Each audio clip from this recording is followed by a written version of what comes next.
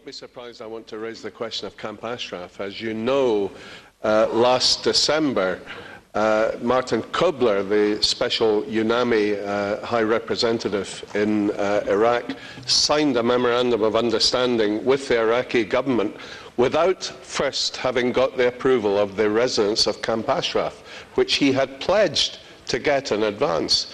Nor was he acting in accordance with the wishes of the UN Secretary-General, who said the Ashraf people must approve the MOU. Now, yesterday, he issued a press release saying that Camp Liberty is ready for the displacement of the 3,300 people from Ashraf, when in fact there is no freedom of movement. They will not be allowed to take their personal possessions. They will be surrounded by thousands of military and police. You know, this is not a refugee camp. This is fundamentally a prison. Please, can you insist that the Iraqi government upholds their obligations and don't allow them to get away with this kind of unorthodox treatment? Thank you. Well, as you know, I've raised these issues with the Iraqis from the beginning. You and I have been in many dialogues about this, and rightly so. It's a very worrying situation. I do know that Martin Kobler has been in touch with the residents of Camp Ashraf throughout this process. There is a lot of information that it's quite hard to unpick exactly what's happening, and there are different kinds of interests at work in this whole process. He will be here tomorrow, and I know he's meeting with you because he knows not only how important this is to you, but how important it is to members of this House. And we'll be meeting with him tomorrow to make sure that those messages get through. Onorevole Kelam.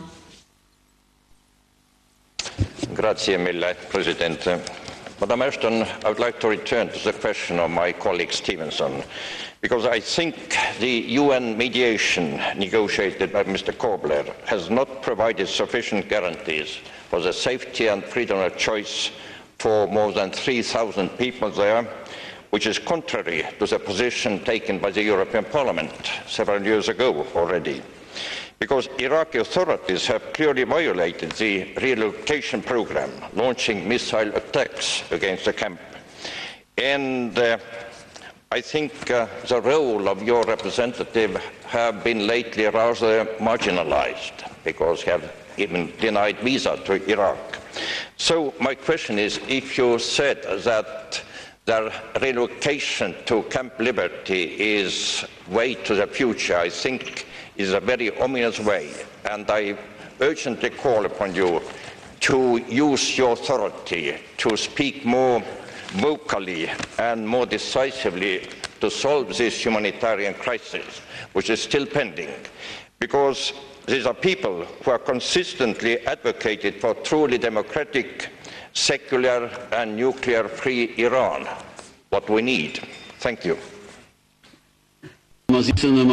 I thank you, and I thank you that you kept within your time slot. The next to speak is Mr. Stasny in a minute and a half. Thank you, Mr. Chairman. Iranian refugees from Ashraf will move to a new Camp Liberty, which Council of Europe Parliamentary Assembly compared to a prison camp. Green light was issued by UN mission in Iraq. This approval was granted without consent of Ashraf residents, despite promise of UN envoy Ambassador Martin Kobler to do so. EU should take a lot more active role with Mrs. Ashton's direct involvement, especially after being rejected by Iraqi government from taking active part in the negotiations. Therefore, we need to stand shoulder by shoulder with our US friends in exerting pressure on Iraq and the UN for quick and human resolution. By the way, people like refugees of Ashraf are our best hope for democratic and nuclear-free Iran. Thank you. Colleagues too, of course, mentioned the fact that Camp Ashraf has an Iranian population, and I've already mentioned a couple of times in our question hour the importance that we attach to trying to find a satisfactory resolution for the people of Camp Ashraf. My concern is straightforward.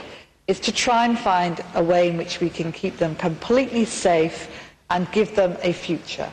There are members of the UN in discussion with member states where there are issues of citizenship.